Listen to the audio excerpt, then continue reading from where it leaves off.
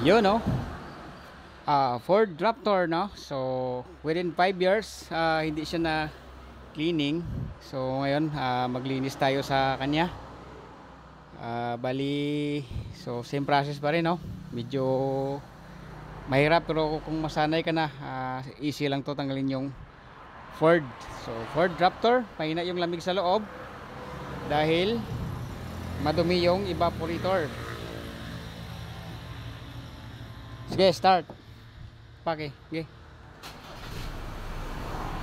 Ayan, no? So yung filter niya tinanggal ko na, no. Mahina pa rin. Sige, on aircon. Tara, yan.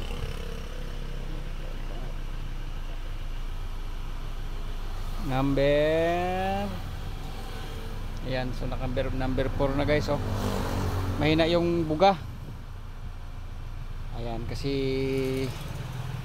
kasi to public service, no, sa ating pinakamahal na mayor. Sa kanya to, bali sa atin na nakapagtiwala na pa-service sa atin. So gagawin natin to ng mabuti, no. So yan, yung buong dashboard yan, tanggalin natin yan papunta dito, no. So ito yung mas maganda sa Ford, kasi pag try nyo na, tapos makita nyo na yung technique sa pagtanggal, no, easy lang to. So sige, start tayo na yung next update sa ating Raptor. So yan, guys, yung itsura niya. Di ba? Tanggal yung dashboard. Ayan, so simple lang din dito, guys, kasi pag tingnan mo, hindi mo pa na try to, medyo mahirap baklasin, pero pag masanay ka na, guys, no, yan, simple lang, easy lang na magtanggal. Basta wag nyo lang kalimutan lahat yung mga kinuha nyo, yung mga sakit. So mas maganda na lagyan nyo ng marking yung mga sakit para hindi kayo malito pag balik. Ayan, kasi pag na tanggal na tong dashboard, itong buo, so ito na lang yung ating tanggalin. So easy na lang, no, sa evaporator housing. Ayan, so next natin is yung housing nya para matanggal, para mabuksan natin yung evaporator para mag-cleaning tayo. Alright, Ford Raptor.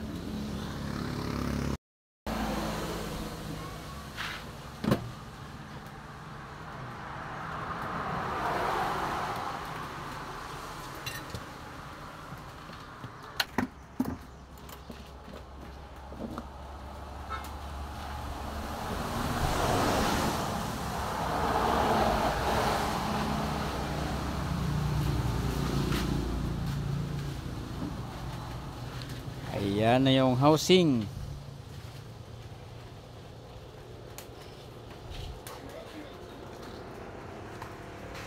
So buksan lang namin to, guys, para yung ma-out natin ng evaporator.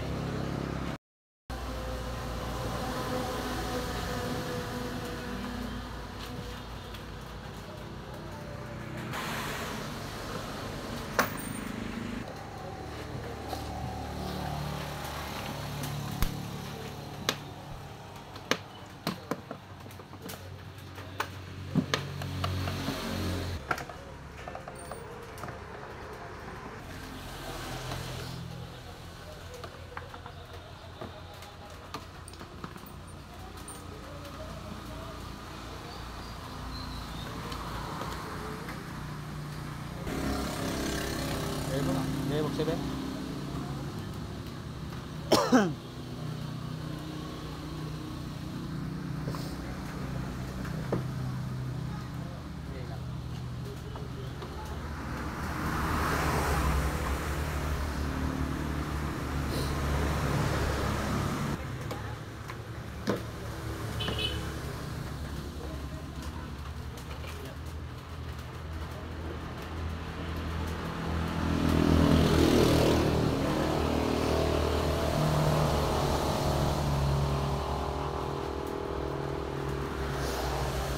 Yan, no? So yun yung evaporator.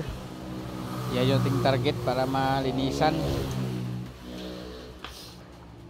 Since sa pagbili, no, 5 years na hindi pa siya na cleaning.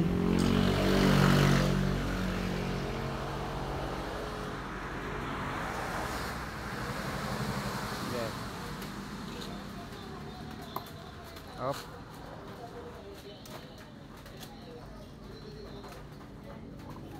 Okay.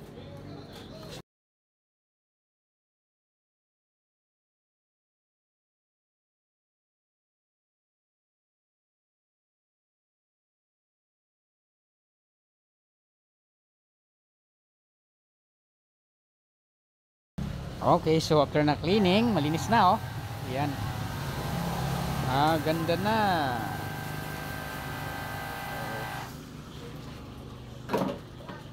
Yun. So gusto lang ni customer na malinisan, no? Kasi 5 years na hindi pa na cleaning yung evaporator. Okay. At ito na guys, no, di natin maipakita or maisa-isa pakita yung mga ginawa natin sa pag-assemble and then pagbalik kasi haba yung ating video. So yan, nagtugong na kami ng crayon. So naibalik na yun yung dashboard. So try natin, mag-start na tayo. Yan, so hindi pa siya naibalik yung iba, mga cover naman lang to guys, no. So start natin, pwede na to i-start. Okay.